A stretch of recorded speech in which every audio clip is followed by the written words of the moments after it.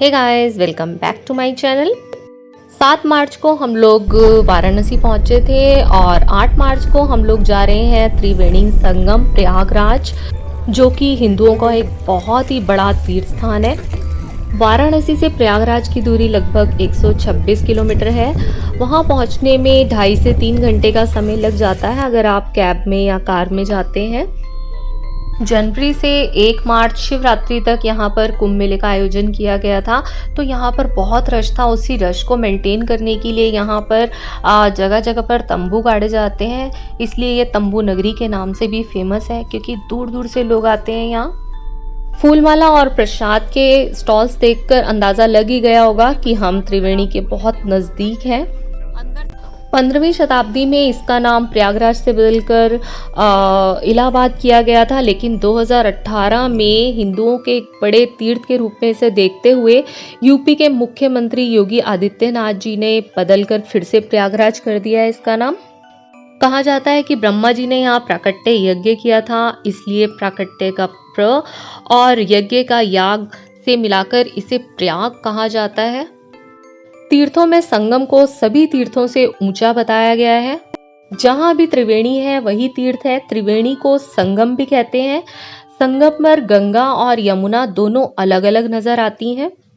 वो नज़ारा देखने के लिए हमें नदी के बीचों बीच जाना पड़ेगा, तो उसके लिए हम जल भी वहीं से भरते हैं, जिसके लिए हमने यहाँ से कंटेनर परचेज किए। त्रिवेणी के किनारे कैमल राइड भी की जा सकती है।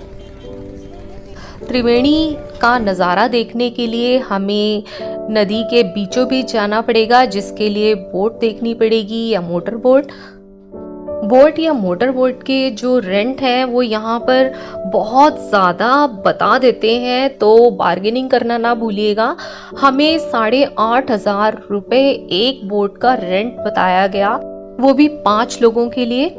8.5 से लास्ट में 1,500 रुपये हमारे सेट हो गए जाने और आने के। और जो ये बोट सेलर है ये गाइड का काम भी कर रहा था। यहाँ की जगहों के बारे में इसने बहुत नॉलेज दी हमें।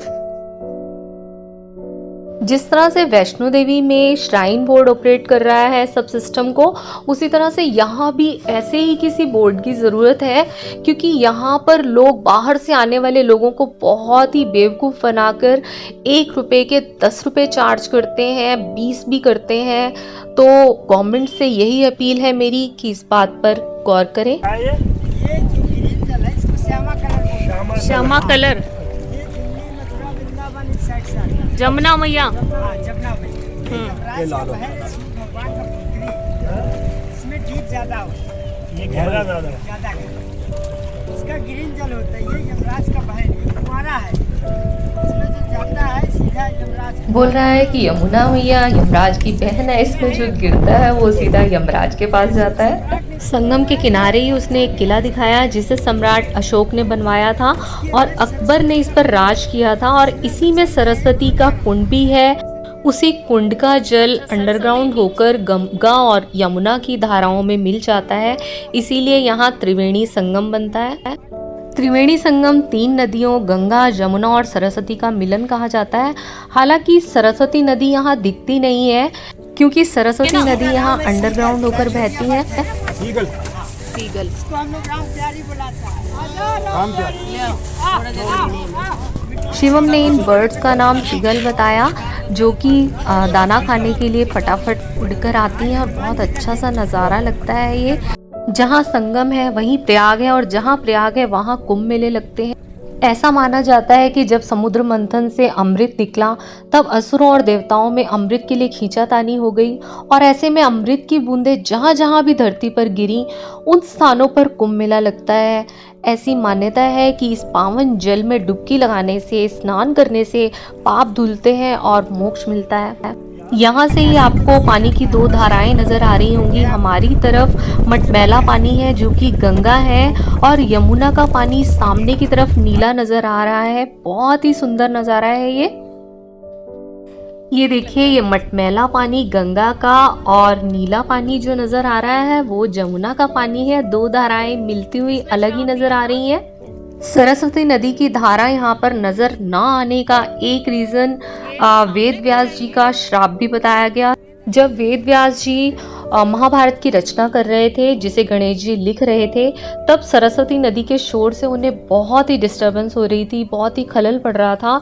तो उन्होंने गुस्से में आकर सरस्वती नदी को श्राप दे दिया, जिसकी वजह से सरस्वती नदी प्रत्यक्ष रूप से नजर नहीं आती है। किनारे पर बहुत छोटे छोटे मंदिर बने हुए नजर आ रहे हैं। ये मंदिर वो लोग बनवाते हैं जिनकी मन्नत पूरी होती है और जगह का कोई भी चार्ज उनसे नहीं लिया जाता है।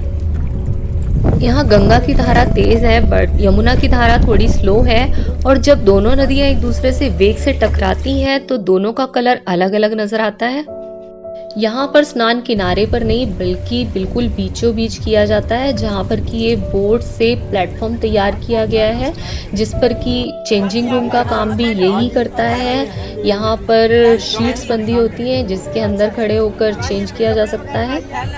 त्रिवेणी की पूजा के लिए यहाँ पंडित भी तैयार रहते हैं। वही बताते हैं कि तीनों नदियों के लिए एक एक नारियल यानी कि 3 नारियल हमने यहाँ पर प्रवाह किए तीनों नदियों के नाम के, और उसके बाद हम लोगों ने यहाँ पर स्नान किया।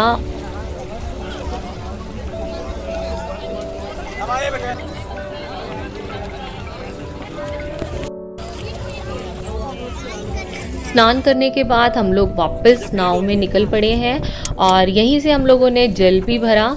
ये जो जल भर रहा है यही हमारा टैक्सी ड्राइवर है, इसका नाम विजय था, जो हमें वाराणसी से प्रयाग लाया था। किनारे से हमने प्रसाद लिया था, वो हमने त्रिवेणी में यहीं पर तीनों धाराएं जहाँ मिलती हैं भोग भी लगाया, और बाकी का प्रसाद हम लोग घर ले आए। अगर आपको देर तक नदी में घूमना है तब तो ये बोट ठीक है, बट अगर आपको जल्दी है तो मोटर बोट ही आप करिएगा, नहीं तो बहुत टाइम लग जाता है। हमने मोटर बोट नहीं की थी इसलिए हमें बहुत टाइम लग गया, बट बहुत ही अच्छा लगा। इस घाट के चारों तरफ शिवम ने बताया कि 144 टेम्पल्स हैं। एक ही जगह पर 2 धाराओं में 2 कलर्स में बहती हुई गंगा और यमुना नदी बहुत ही मनोरम लगती हैं। शायद आपको वीडियो में बहुत अच्छे ढंग से नज़र ना आया हो, बट इसको डायरेक्ट देखने का मज़ा अपना ही है। तो अब हम किनारे पर आ गए हैं और हम बोट में से उतरने की तैयारी कर रहे हैं। ये हिंदुओं का बहुत बड़ा तीर्थ माना जाता है। यहाँ पर सभी की मनोकामनाएं भी पूरी होती हैं, और यहाँ पर बहुत सारे लोग बहुत तरह की मन्नतें भी मानते हैं। कोई मंदिर बनवाता है तो कोई यहाँ पर झंडा लगवाता है। देखिए झंडा लेकर जा रहे हैं चढ़ाने के लिए, ये किसी की मन्नत पूरी होती है। तो इस तरह से बैंड बाजों के साथ गाते बजाते बहुत ही श्रद्धा भाव से ये लोग त्रिवेणी पर झंडा भी अर्पण करते हैं।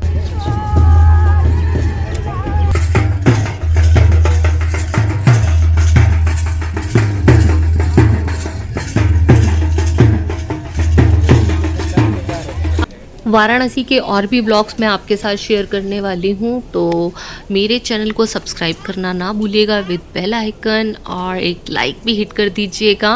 शेयर करना तो बिल्कुल ना भूलिएगा। तो take care, stay blessed, bye bye.